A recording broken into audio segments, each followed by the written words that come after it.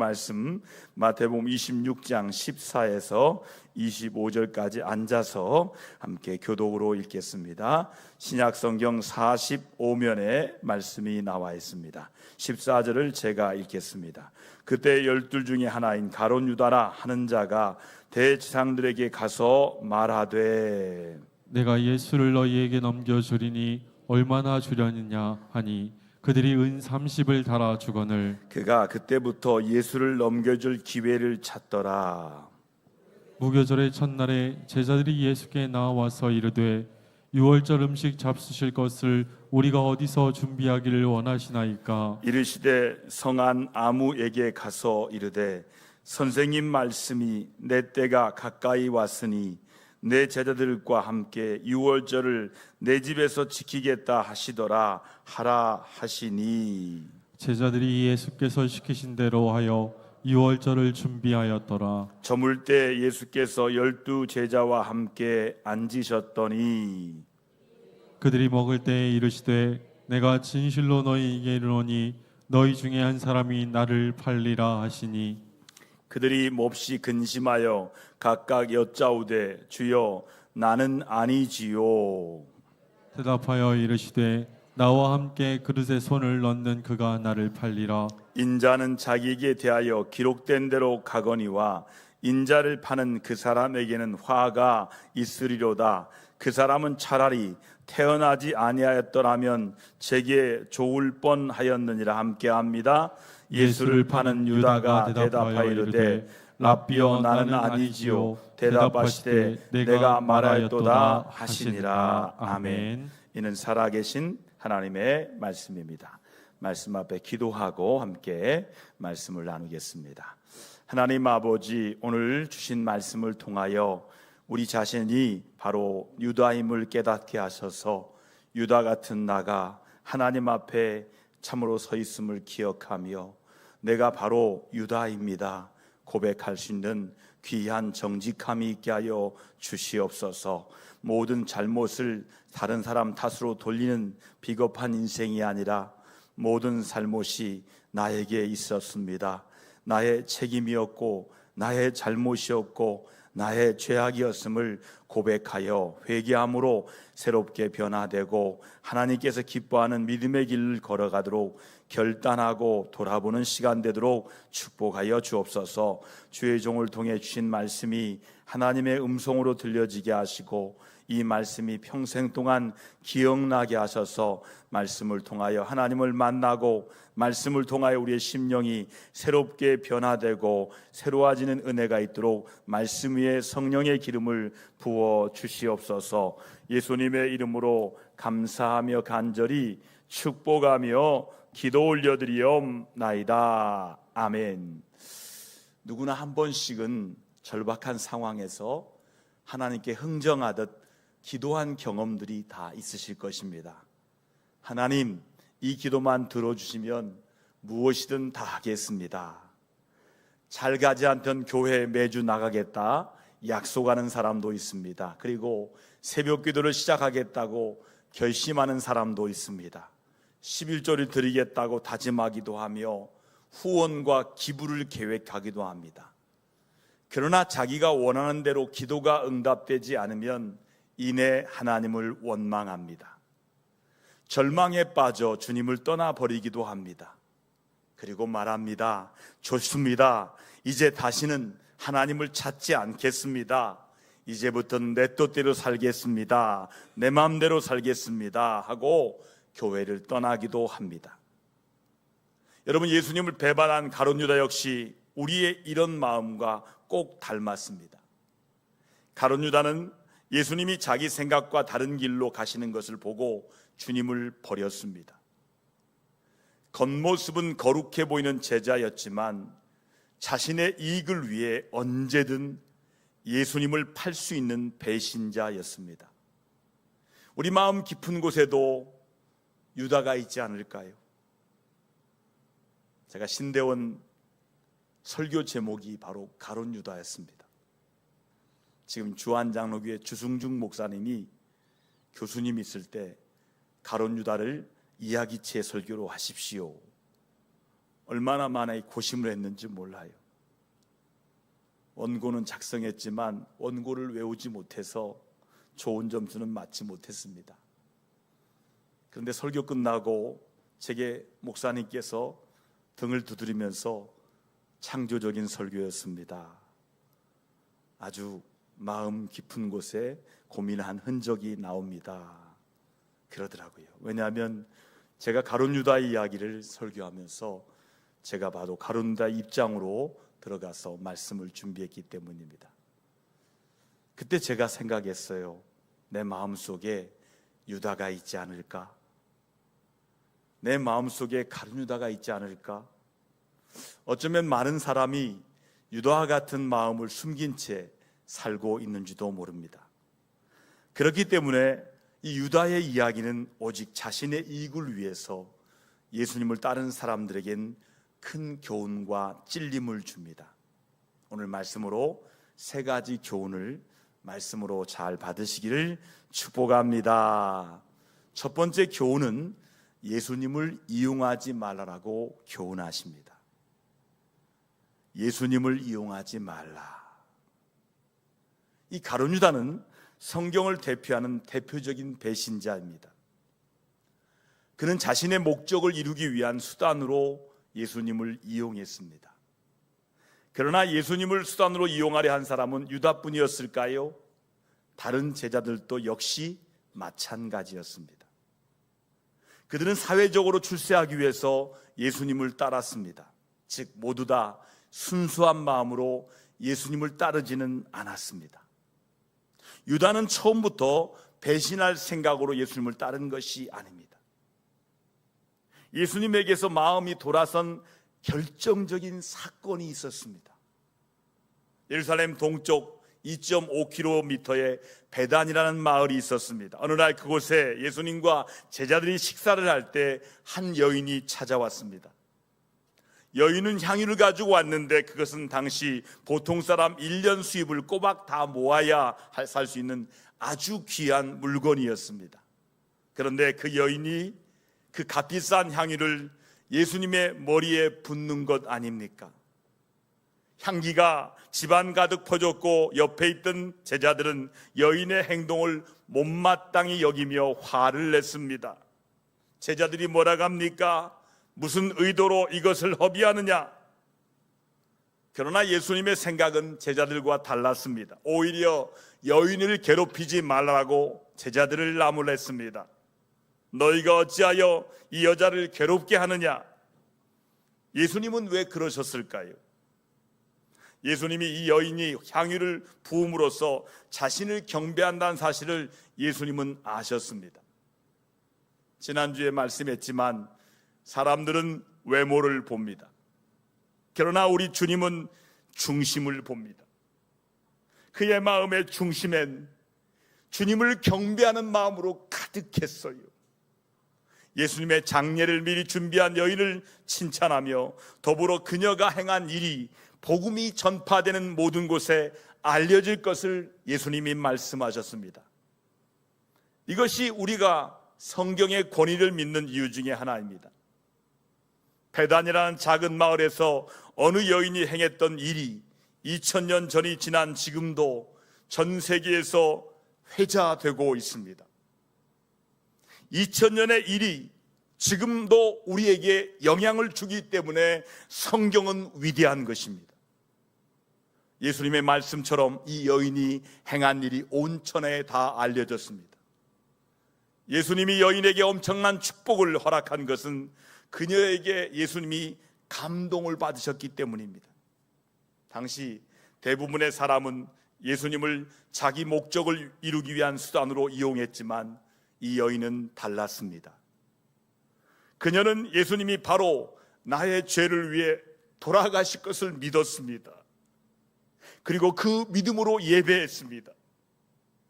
자신이 가진 모든 것을 다 드려 예수님을 경배했으며 다른 동기나 속셈은 전혀 없었습니다. 여인의 이런 마음에 예수님은 깊이 감동하셨습니다. 이제 우리 스스로에게 질문해 보시기 바랍니다. 내가 예수님을 따르는 진짜 이유는 무엇입니까? 예수님이 하나님이고 우리 죄를 대속하기 위해 돌아가셨다는 사실을 진실로 믿기 때문입니까? 아니면 다른 동기나 속셈이 있습니까? 예수님을 어떤 것과 흥정하라고 한다면 그분을 따르는데 다른 계산이 있다는 증거입니다. 이는 자신의 목적을 위해 예수님을 이용하려 한다는 증거이기도 합니다. 자신의 뜻을 이루는 수단으로 우리 예수님을 이용한다면 그는 바로 가룟 유다처럼 언젠간 주님을 배반할 것임을 깊이 새기시기 바랍니다. 두 번째 교훈은 예수님을 배반하지 말라라고 14절 16절에 교훈하십니다. 요한은 이날 있었던 사건에 대해서 요한복음 12장에 좀 더 자세히 기록했습니다. 자, 요한복음 12장 4절에 6절까지 말씀을 다 같이 한 목소리로 읽겠습니다. 함께 읽습니다. 제자 중 하나로서 예수를 잡아줄 가룟 유다가 말하여 이 향유를 어찌하여 300데나리온에 팔아 가난한 자들에게 주지 아니하였냐 하니, 이렇게 말하면 가난한 자들을 생각함이 아니요 그는 도둑이라 돈계를 맞고 거기 넣은 것을 훔쳐 가미러라. 아멘. 여러분, 요한은 가룟 유다에 대해서 개인적으로 잘 알았습니다. 한번 생각해 보세요. 3년 동안 같이 먹고 같이 지냈으니까 유다를 모를 리가 없습니다. 유다는 머리가 좋은 사람이었고 가장 많이 배웠던 사람이었고 제자들 중에서 가장 똑똑한 사람이었습니다. 그가 하는 것들을 요한은 다 지켜봤습니다. 개인적으로 유다에서 알았습니다. 이날 여인을 비난한 앞장선 사람이 바로 유다였습니다. 공동체의 재정관리를 맡은 유다는 돈을 조금씩 횡령하고 있었습니다. 이 여인이 향유를 팔아 돈으로 주었다면 한몫 단단히 챙길 수 있었을 것입니다. 그런데 예수님의 머리에 그 값싼 향유를 모두 부어버리자 화가 날 수밖에 없었습니다. 게다가 예수님은 그녀를 칭찬하기까지 하시니까 더 이상 참을 수가 없었습니다. 이 일이 있고 난 뒤에 예수님과 제들은 예루살렘으로 향했습니다. 유월절을 앞두고 대지상과 서기관들은 예수님을 어떻게 죽일지 궁리하고 있었습니다. 유다는 대지상들에게 가서 내가 예수님을 넘겨줬다고 제안했고 그 대가로 은 30을 받기로 했습니다. 그때부터 유다는 예수님을 넘길 기회를 엿보기 시작했습니다. 대지상 가야바는 유다의 도움을 없이는 예수님을 체포할 수가 없었습니다. 당시 수많은 사람이 예수님을 따랐기 때문에 어디를 가든 그 무리가 함께 있었기 때문입니다. 예수님을 체포하기 위해서는 주님의 측근으로부터 도움을 받아 사람들이 별로 없을 때를 노려야 했습니다. 유다는 이제 더 이상 예수님으로부터 얻을 것이 없다라고 생각했습니다. 그래서 주님을 배신하기로 결정하고 은 30에 스승을 판 것입니다. 이것이 자신에게 가장 이익이 되는 행동이라고 생각했습니다. 도대체 어떻게 예수님을 은 30과 바꾸려 했을까요? 우리가 생각할 수 있지만 우리는 때때로 은 30보다 더 작은 것을 위해 예수님을 종종 배신합니다. 예수님께 온전히 헌신하겠다고 고백했지만 주의 시선이 신경 쓰여 밖에서는 식사 전 기도를 하지 않습니다. 크고 작은 이유로 주일 예배에 빠집니다. 지출이 많아지면 12조를 건너뜁니다. 작은 이익을 위해 서슴없이 거짓말합니다.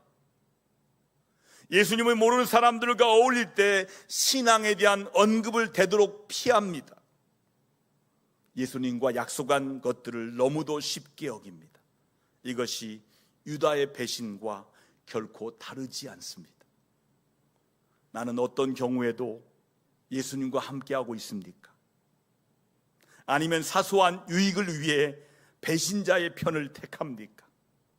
우리 삶을 한번 되돌아보시기를 바랍니다. 세 번째 교훈은 예수님께 맞서지 말라고 교훈하십니다.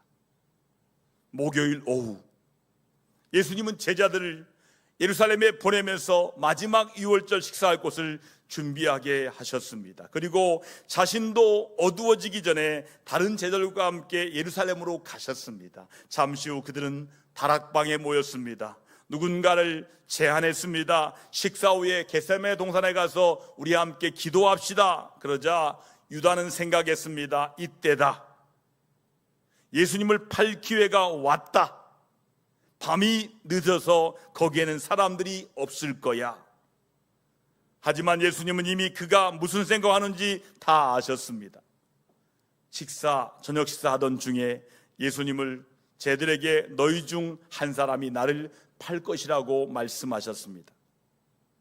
그러면서 나를 파는 사람은 화를 당할 것이며 차라리 태어나지 않았는 게 좋을 뻔하였다고 덧붙이셨습니다. 함께 있던 제자들은 모두 자신을 예수님을 배반하지 않을 것이라고 생각했습니다. 유다도 마찬가지였습니다. 나는 아니지요. 이에 예수님은 내가 말하였도다 라고 간단하게 답하셨습니다. 아무도 예수님이 가룟 유다에게 하신 말씀의 의미를 이해하지 못했습니다. 예수님은 유다가 무엇을 꾸미고 있는지 알았지만 막지 않으셨습니다. 이는 하나님이 유다를 통해 그분의 주권적 계획을 이루셨음을 보여줍니다. 아무도 하나님의 계획을 막을 수 없습니다. 그 뜻에 저항하는 사람은 비참한 결과를 맞을 것입니다. 유다의 종말은 어땠습니까? 마태복음 27장 3절에서 5절에 나옵니다. 우리 같이 한번 읽어볼까요? 마태복음 27장 3절에서 5절입니다. 함께 합니다. 그때 예수를 판 유다가 그의 정죄됨을 보고 스스로 뇌우쳐 그 은 30을 대제사장들과 장로들에게 도로 갖다 주며 이르되 내가 무죄한 피를 팔고 죄를 범하였도다 하니 그들이 이르되 그것이 우리에게 무슨 상관이냐 내가 당하라 하거늘 유다가 은을 성소에 던져놓고 물러가서 스스로 목매어 죽은지라. 여러분 아멘하기 싫을 거예요. 이 말씀을 듣고 누가 아멘하겠습니까? 여러분 예수님이 유죄 판결을 받자 유다는 죄책감에 빠집니다. 사람에게는 돌아봄의 시간이 누구에게든 찾아옵니다. 내가 왜 그때 그랬을까? 내가 왜 그런 짓을 했을까라고 죄책감에 빠지기 시작합니다. 대제사장과 장로들에게 은 30을 도로 갖다 주었지만 이미 벌어질 일을 되돌릴 수는 없었습니다. 결국 그는 은을 던지고 나가서 죄책감에 시달리다가 스스로 목매어 죽었습니다. 유다는 한때 중요하다고 생각하던 것이 얼마나 무의미한지를 깨달았습니다. 하나님은 사람들에게 자유의지를 주셨고 자유의지를 존중하십니다. 그래서 그분의 뜻에 반대하는 길을 가기도 고집하면 강제로 막지 않으십니다. 물론 성령님을 통해 그리고 다른 그리스도인을 통해 계속 경고하십니다. 그러지 마. 그러면 안 돼. 그러나 끝까지 거역하는 사람들을 억지로 막지는 않으십니다. 결국 어떻게 됩니까? 다치는 것은 거스르고도 고집한 사람들 뿐입니다. 유다는 자신의 이익을 위해 은 30에 스승 예수를 팔고 그분의 주권에 대항하려 했지만 비참한 결과를 맞고 말았습니다. 하나님의 주권에 대항할 수 있지만 결국 상하는 것은 본인 자신뿐입니다. 하나님은 온 우주의 창조주시며 통치자이십니다. 그분의 주권은 절대적입니다. 그 크신 주님께 맞서고 있으십니까? 돌이켜 두 손 들고 예수님에게로 나아가시기 바랍니다. 내 뜻을 위해 주님의 주권에 맞서는 것은 어리석을 뿐더러 매우 위험합니다. 하나님과 흥정하라는 이유가 무엇입니까? 헌신보다 흥정이 쉽기 때문이에요. 하나님 이것만 해주시면 하나님이 원하신 것 내가 다 하겠습니다 라고 말하는 것이, 하나님 제 모든 것을 헌신하겠습니다 라고 말하는 것이 훨씬 더 쉽습니다. 흥정이 헌신보다 쉬워요. 그러나 가장 안전하고 확실한 축복의 삶은 하나님께 맡기고 헌신하는 삶이에요. 하나님은 그분께 맡긴 모든 것을 다 책임져 주십니다. 여러분, 공항에 가보세요. 공항 가면 짐을 따로 붙인 후에 목적지에 도착해서 찾으려는데 가방이 없어졌습니다. 이런 상황에서 공항사가 이 가방에 대한 모든 책임을 져야 합니다. 그러나 똑같이 공항에서 가방을 잃어버려도 전혀 도움을 받을 수 없는 경우가 있습니다. 제가 가방을 잃어버렸습니다. 가방을 의자에 놔두고 화장실에 갔다 와보니 없어졌습니다. 그러면 공항사 직원은 이렇게 말할 것입니다. 죄송합니다. 찾아보기는 하지만 가방을 항공사에 맡기신 것이 아니기 때문에 저희가 책임은 질 수 없습니다. 하나님도 그분에게 맡긴 것들만 책임져 주세요. 헌신하지 않은 부분은 책임지지 않으세요. 모든 것을 헌신하면 모든 것을 책임져 주십니다. 한번 따라합시다. 헌신하면 책임져 주신다. 믿으십니까? 하나님께 헌신하면 모든 걸 다 책임져 주세요. 이것이 가장 안전하고 확실하고 축복된 삶을 사는 것이 길입니다.